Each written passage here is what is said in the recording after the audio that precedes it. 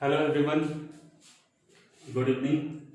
आज जो हम लोग टॉपिक डिस्कस करने जा रहे हैं, आज हम लोग मिरर फार्मूला का डेरिवेशन करने जा रहे हैं। हम लोग क्या करने जा रहे हैं?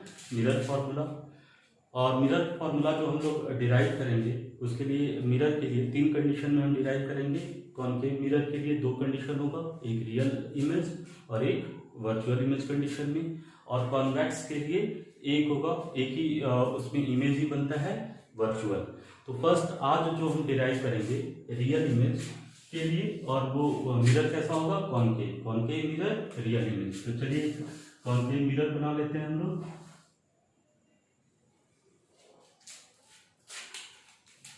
और ये हो गया हमारा कॉनकेव मिरर। बाहर से हमने क्या कर दिया? आउटर साइड को पेंट कर दिया है, ठीक। अब इस कॉनकेव मिरर का हम क्या दिखा देते हैं? पोल, सेंटर ऑफ कर्वेचर, और दोनों के बीच में क्या होगा? Principal focus.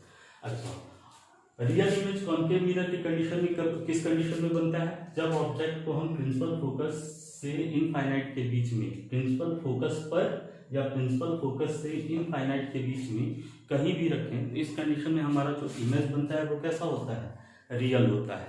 तो चलिए ऑब्जेक्ट जो हमने रखा है, हमने ऑब्जेक्ट को रखा है सेंटर ऑफ कर्वेचर। कहाँ रखा है? सेंटर ऑफ कर्वेचर और इनफाइनाइट के बीच में, ठीक। अब चलिए इसका हम इमेज बना लेते हैं, देखते हैं इमेज कहाँ बनता है। तो इमेज बनाने के लिए फर्स्ट रे जो होगा वो क्या होगा? Parallel to principal axis. अगर रे हमारा पैरेलल टू प्रिंसिपल एक्सिस होगा तो आफ्टर रिफ्लेक्शन कहाँ से पास करेगा? प्रिंसिपल फोकस से। ये हो गया इंसिडेंट रे और ये हो गया रिफ्लेक्टेड रे, ठीक है। और दूसरा रे जो हम लेके चलेंगे, वो दूसरा रे हम कहाँ से लेके चलेंगे? सेंटर ऑफ कर्वेचर से। क्यों सेंटर ऑफ कर्वेचर से? कि अगर ray of light centre of curvature से पास होगी तो सेम पाथ पे क्या हो जाएगी? वो रिटर्न हो जाएगी। सिंपल सी बात है। अच्छा, इस कंडीशन में हमें एक रे और लेके चलना है, डेरिवेशन करना है। हम जानते हैं कि दो रिफ्लेक्टेड रे आपस में जहां कट करेंगे वहीं पे उस पॉइंट का इमेज बन जाएगा जिस पॉइंट से रे इंसिडेंट हुआ है मिरर पे। लेकिन डिराइव करने के लिए हमें तीसरा रे लेके चलना होगा। वो तीसरा रे कहाँ इंसिडेंट होगा? तो पोल पे। कहाँ पे इंसिडेंट करा दीजिए?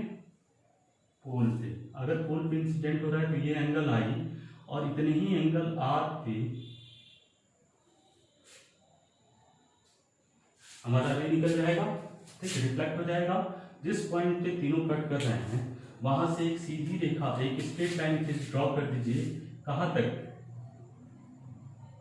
प्रिंसिपल एक्सिस तक। तो ये जो है, अगर मान लीजिए कि ये है ए बी, ये क्या हो जाएगा?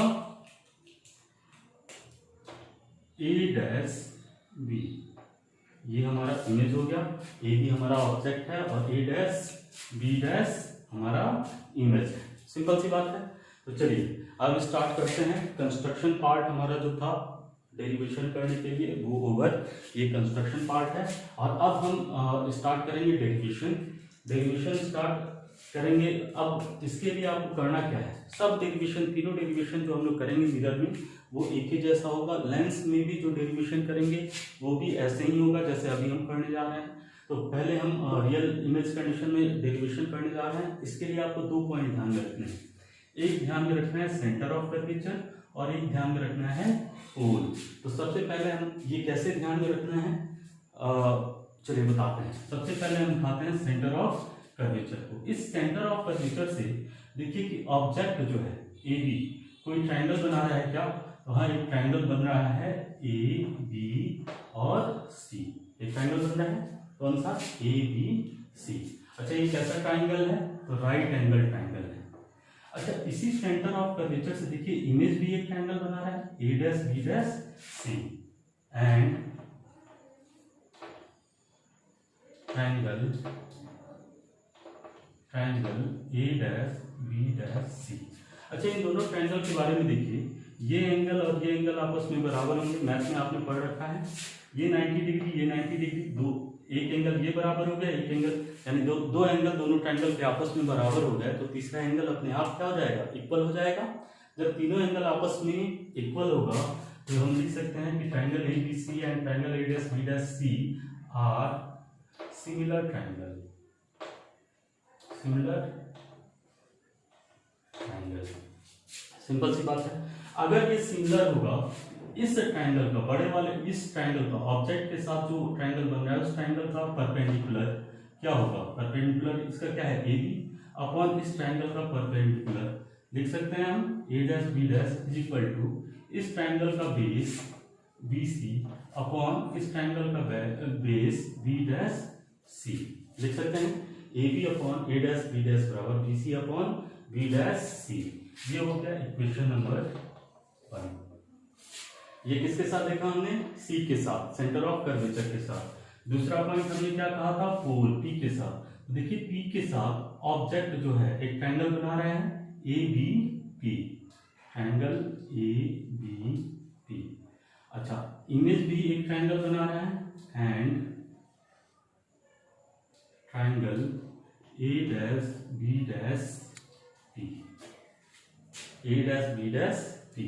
अच्छा इन दोनों ट्रायंगल को देखिए, ये 90 डिग्री इस ट्रायंगल के लिए और ये भी इस ट्रायंगल के लिए 90 डिग्री। एक एंगल दोनों का बराबर हो गया।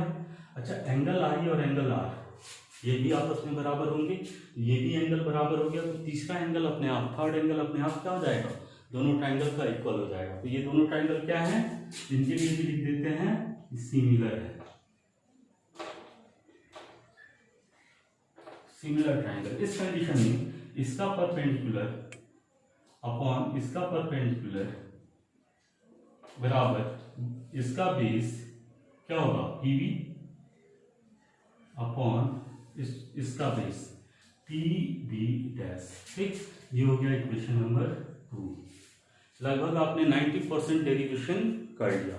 इतना अगर आप समझ गए तो आपका डेरिवेशन अब हो गया। ठीक है, अब देखिए इक्वेशन 1 और 2 से ये A B upon A dash B dash, A B upon A dash B dash दोनों बराबर हैं, दोनों एक ही हैं, यानी ये और ये भी आपस में बराबर होंगे। यानी लिख सकते हैं पी बी अपॉन, फ्रॉम लिख लीजिए, from equation 1 and 2 P B upon P B dash बराबर B C upon B dash C.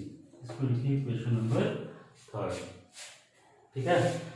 अच्छा अभी आपने जो साइन कन्वेंशन देखा, जो अभी इसके जस्ट पहले वाले लेक्चर में आपको मैंने जो पहले लेक्चर सेंड किया था उसमें जो साइन कन्वेंशन हमने बात करी थी कि every distance should be measured from pole, every distance should be measured from pole. ये पीबी ये तो पोल से है, पीबी डैश ये भी पोल से है।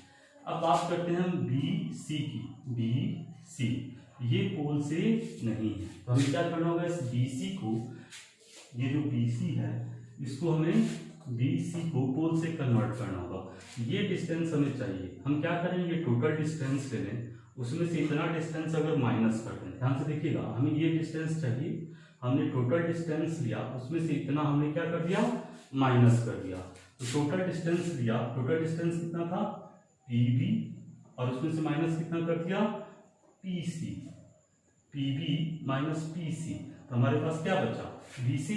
यानी कि आप देखिए बीसी किससे कन्वर्ट हो गया, पोल से। जो डिस्टेंस हो गया बीसी को भी हमने किस पे कन्वर्ट कर दिया, पोल से डिस्टेंस में। वैसे ही देखिए बी डैश सी की बात करें, बी डैश सी की, तो ये डिस्टेंस है। अब इसको भी हमें ऐसा करना है कि ये डिस्टेंस किस में कन्वर्ट हो जाए, पोल से डिस्टेंस से भी। तो अगर हमें ये टोटल डिस्टेंस ले लें, हमें ये डिस्टेंस चाहिए बी डैश सी, यहाँ से यहाँ तक, तो हम ये टोटल डिस्टेंस ले लें और उसमें से इतना घटा दें तो हमें ये डिस्टेंस मिल जाएगा। तो हम टोटल डिस्टेंस ले लेते हैं P C minus P B dash, सही है। वो भी अब देखिए बी डैश सी भी पोल से कन्वर्ट हो गया। अब बी सी और बी डैश सी की वैल्यू उठा के इक्वेशन नंबर 3 में रख दीजिए। हम इसको मिटा देते हैं।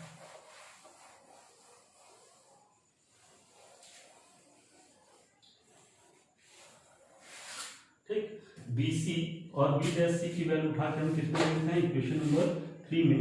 तो हमारा equation number 3, from equation 3 PB upon PB dash अब BC की जगह हम क्या लिखते हैं, PB minus PC upon B dash C की जगह क्या लिखते हैं, PC माइनस PB डैश। लिख सकते हैं ना। अब इसको भी मिटा देते हैं और इसको कहते हैं इक्वेशन नंबर 4। अच्छा देखिए, अब ये क्या है, यहाँ तक हमने डिराइव कर लिया, लगभग हम 95% पहुंच चुके हैं। अब थोड़ा सा देखिए, PB ये क्या है, डिस्टेंस है। और कौन सा डिस्टेंस है, ऑब्जेक्ट डिस्टेंस। ऑब्जेक्ट डिस्टेंस को हम किससे दिखाते हैं, PB क्या है, ऑब्जेक्ट डिस्टेंस, और इसको हम किससे दिखाते हैं, U से। ठीक, लेकिन केवल U लिखना गलत होगा। हम जो साइन कन्वेंशन पढ़े हैं उसमें हमें देखना होगा कि ये ऑब्जेक्ट डिस्टेंस जो हम मेजर किए हैं वो इंसिडेंट रे के डायरेक्शन में मेजर किए हैं या इंसिडेंट रे के अपोजिट डायरेक्शन में मेजर किए हैं। तो देखिए, यहाँ से हमने डिस्टेंस मेजर किया है, यहाँ से पोल से हमें सारा डिस्टेंस कहाँ से मेजर करना है, पोल से। और किस डायरेक्शन में मेजर किया है, इधर की तरफ, इधर से इधर की तरफ मेजर किया है। और इंसिडेंट रे का डायरेक्शन किधर है, इधर की तरफ। यानी कि हमने जो डिस्टेंस मेजर किया है, ऑब्जेक्ट डिस्टेंस, अपोजिट डायरेक्शन में मेजर किया है। तो हमें क्या लगाना होगा यहाँ पे, minus sign, minus U. PB बराबर क्या हो जाएगा, माइनस यू। क्या, PB बराबर माइनस यू। ऐसे ही हमें क्या चाहिए, PB डैश, ये क्या है, इमेज डिस्टेंस। और इमेज डिस्टेंस को किससे दिखाते हैं, V से, इंसिडेंट रे का डायरेक्शन, और ये इमेज डिस्टेंस मेजर कर रहे हैं अपोजिट डायरेक्शन में, तो माइनस V। अब देखिए, PB हो गया, PB डैश, PB हो गया, PB डैश। अब हमारे पास क्या बचा है, PC। तो PC क्या है, रेडियस ऑफ कर्वेचर। इसको किससे दिखाते हैं हम, R से, और इधर से इधर की तरफ मेजर कर रहे हैं, इंसिडेंट रे का डायरेक्शन इधर है, तो ये क्या हो जाएगा, माइनस R। ठीक, ये जो वैल्यूज आएंगे इनको उठा के किसमें रख दीजिए, इक्वेशन नंबर 4 में। तो जब इक्वेशन नंबर 4 में हम रखेंगे तो PB की जगह क्या रखते हैं, माइनस U, PB डैश की जगह क्या रखते हैं, माइनस V, PB की जगह माइनस U, माइनस PC की जगह माइनस R, PC की जगह minus R, minus PB dash की जगह लिख देते हैं माइनस V। ठीक, अब इसको हमें क्या करना है, सॉल्व करना है। देखिए, माइनस से minus cancel, U by V is equal to minus U plus R upon minus R plus V। क्या, U अपॉन V बराबर minus U plus R upon minus R plus V। अब क्या कीजिए, इसमें क्रॉस मल्टीप्लिकेशन कर दीजिए, इसका multiply इससे और इसका मल्टीप्लाई इससे। तो U minus R plus V बराबर V minus U plus R।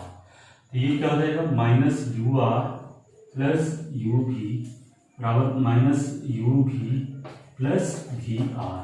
R वाले जो भी टर्म है उनको एक साइड कर लीजिए और UV को एक साइड। जब इसको इधर ले जाएंगे तो माइनस से प्लस हो जाएगा, प्लस UV 2UV। अच्छा, इसको इधर ले जाएंगे तो प्लस UR प्लस VR। अब आपको क्या करना है, ये जो टर्म है दोनों साइड हमें UVR से डिवाइड करना है। क्या करना है, दोनों साइड UVR से, किससे, UVR से, इसमें भी UVR से, UVR। जब हम करेंगे तो U से U कैंसिल, V से V कैंसिल, यहाँ क्या बचा, 2/R। इसको यहाँ लिखते हैं इक्वल टू, यहाँ से U cancel, R cancel, R cancel, क्या बचा, 1/D प्लस